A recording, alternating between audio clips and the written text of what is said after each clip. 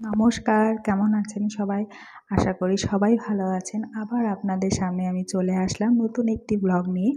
ব্লগটি হলো জামাই ষষ্ঠীর। তবে এবছর আমাদের জামাই ষষ্ঠী খুব সাধারণভাবে আমরা পালন করেছি। তার কারণটা অবশ্যই আপনাদেরকে বলবো, তবে ব্লগটি দেখতে থাকুন। তো ষষ্ঠীর আগের দিন আমি আর মেয়ে চলে গেছিলাম আমার বাপের বাড়ি, মানে 11 তারিখে।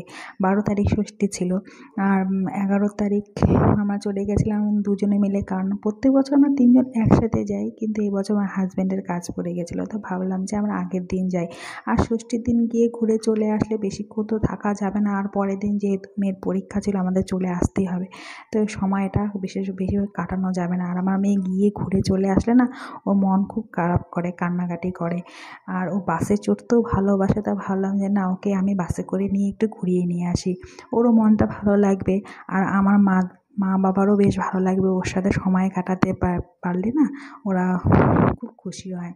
খুব কথা বলে তো, তো ও বেশ ওখানে বেশ খোলামেলা জায়গা, ও গিয়ে খুব আনন্দ পায়। তো ভাবলাম না, যখন স্কুলটা বন্ধই আছে একদিনের জন্য, তো গিয়ে ঘুরেই আসি। আর এই দেখুন, আমাদের এই বাপের বাড়ি যাওয়ার পথে এই নদীটা পড়ে। এই নদীটার নাম কি বলুন তো? তিস্তা নদী। আর দেখুন, আগের দিন বৃষ্টি হয়েছে, জল পুরো ভরে গেছে, আর এত সুন্দর লাগছিল নদীটা দেখতে, কি আর বলবো। তো বাস থেকে নেমে গেছি, তো এবার টোটো ধরে নিয়েছি, যাব হচ্ছে বাড়িতে। বাসে আসতে এই আধা ঘন্টার মতো সময় লাগে, বেশিক্ষণ লাগে না। আর এই সব রাস্তাঘাট দেখি আর আমার মনটা খারাপ লাগে, যে ছোটোবেলার সব স্মৃতিগুলো মনে পড়ে। সামনেই আমাদের স্কুলটা দেখতে দেখতে যাই, আরও বেশি খারাপ লাগে, ছোটোবেলার কথাগুলো মনে পড়ে, যে আমরা এখন কত বড় হয়ে গেছি, এখন আমাদের মেয়ে স্কুলে যায়। তো কি আর করা যাবে, এটাই তো জীবন। আর ষষ্ঠীর আগের দিন তো বাজারে প্রচুর ভিড় ছিল, মানে ভিড় ঠেলে আমাদের যেতে হচ্ছিলো, যেহেতু আমরা বাজারের সামনে দিয়ে যাচ্ছিলাম, আর সব লোক প্রচুর জিনিসপত্র কেনাকাটি করছিল। আর এই যে আমার মেয়ে দেখুন, এসে জামা কাপড় ছেড়ে দিদুনের পাশে শুয়ে পড়েছে আর গল্প করে যাচ্ছে। আমার মার তো আরও বেশি আনন্দ লাগছে ওকে দেখে। তা আমার মেয়ে এদিকে ম্যাগি খেতে, বিকেলবেলা ম্যাগি করে দিলাম, আর এদিকে আমি চা নিয়ে বসে গেলাম। আর আমার মা খুবই অসুস্থ, উনি কিছুই এখন করতে পারে না সেরকমভাবে, উনি ক্যান্সার আক্রান্ত।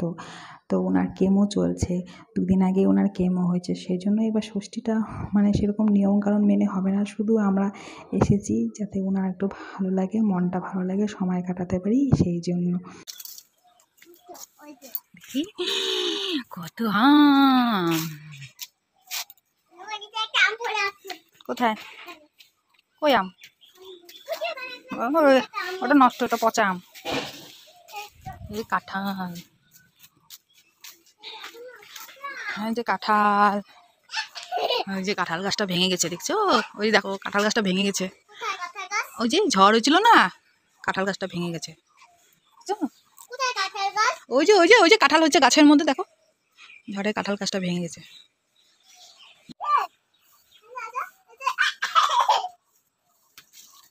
ও বাবা, এখানেও আম আম পাচ্ছে। হ্যাঁ, এটাতে কি খাবার? চাটনি? দেখো কি সুন্দর ফুল, কি সুন্দর ফুল। এই ফুলে জল দেওয়া আছে, জল দেওয়া কেন এটাতে? এই দেখো, কলা গাছ। কলা হবে তাই। মানে কে বলে এটা কলা গাছ? আমার এই কলা গাছ অনেকগুলো কলা থাকে। এই লেবু, অনেকগুলো লেবু আছে। আমি একটা পারবো না মা, কাটা। না না কাটা আছে।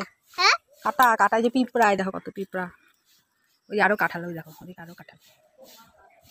সকাল সকাল ঘুম থেকে উঠে আমরা সব বাড়ির গাছগুলোকে দেখে আসলাম। এই সব আম ধরে আছে, লেবু ধরে আছে, কাঁঠাল ধরে আছে, আর এগুলো দেখতে না আমার মেয়ে খুব ভালোবাসে। আর এই আম খেতে তো আরও বেশি ভালোবাসে, তাই দিদুনকে এসে বলছে যে আমাকে আমগুলো পেড়ে দাও। আর এই সব গাছ মার নিজের হাতে লাগানো। আর যে কত ধরনের যে ফুল গাছ ছিল, এখন তো খুব একটা নেই, দু একটা গাছই পড়ে আছে। আসলে এখন সেভাবে যত্ন নিতে পারে না মা, তাই আর গাছগুলো হয় না। আর ঝড়েও বেশ বাড়িটা বেশ লণ্ডভণ্ড হয়ে, ঝড় হয়েছিল কিছুদিন আগে।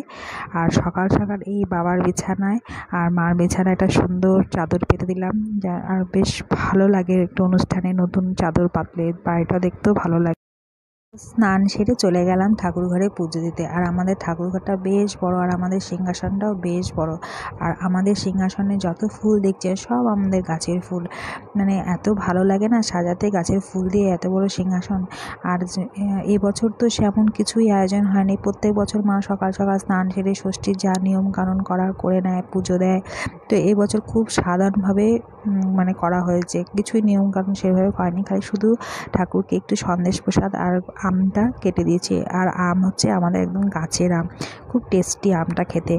আর মাও এখন নিচে বসে পুজো দিতে পারে না, তা আমি এখন ছিলাম, বললাম যে আমি পুজোটা দিই। পুজো দিয়ে আমার চলে গেলাম রান্নাঘরে। আমি আর রান্না দিদি দুজনে মিলে রান্নাঘরে আজ রান্না করতে গেছি, কারণ আজ আমাদের দু রকম রান্না হবে, ভেজ ননভেজ। আর ভেজ খাবো আমি আর আমার দিদি, ওরাও আসবে আর কি। তো আমি আর আমার দিদি হচ্ছে ওই ষষ্ঠীর দিন পুরোপুরি ভেজ খাই, মানে অন্নও খাই না। আর ওদের সবার জন্য ননভেজ করা হয়েছিল, যা মাছ মাংস সবই করা হয়েছিল। যাই হোক, ষষ্ঠীটা তো সাধারণভাবে কাটলো, খাওয়া দাওয়াটা তো আর কম হয় না, খাওয়া দাওয়াটা ঠিকই হয়েছিল। আর পাশে মারও মনটা খুবই খারাপ হচ্ছিল যে প্রত্যেক বছর উনি নিজের হাতে বেড়ে ঠেড়ে খাওয়ান, এবছরও কিছুই পারছিলেন না। বললাম যে সামনের বছর ষষ্ঠী তো আবার আসবে, তখন তুমি অনেক সুস্থ হয়ে যাবে, তখন তুমি আমাদের জন্য আবার ভালো ভালো রান্না করবে। তো মন খারাপের কিচ্ছু নেই। আর ষষ্ঠী তো একটা বাহানা, সবাই মিলে একসাথে হতে পেরেছি এটাই অনেক। আর সব অনুষ্ঠান ছাড়া তো একসাথে হয় না, অনেক দিন পর পর আমাদের দেখা হয়। আর আমার দিদিভাইরাও এসেছে, আমার ভাগনা ভাগ্নিরাও এসেছে। আর আমার মেয়ের সাথে তো আমার ভাগনা ভাগ্নির তো সেই মজা আনন্দ, ও তো ওদের পেলে আর কিচ্ছু চায় না, ওদের জন্য অপেক্ষা করে বসে থাকে। তো আমি এবার খেতে বসে পড়লাম। আমাদের জন্য ডালিয়া চালের খিচুড়ি রান্না করা হয়েছিল, আর খেতে সত্যি টেস্ট হয়েছিল। আর এই যে আমাদের রসগোল্লা বাবু, এ হচ্ছে আমার মামাতো ভাইয়ের ছেলে, ও এসছে ওর মামা বাড়িতে ষষ্ঠী করতে।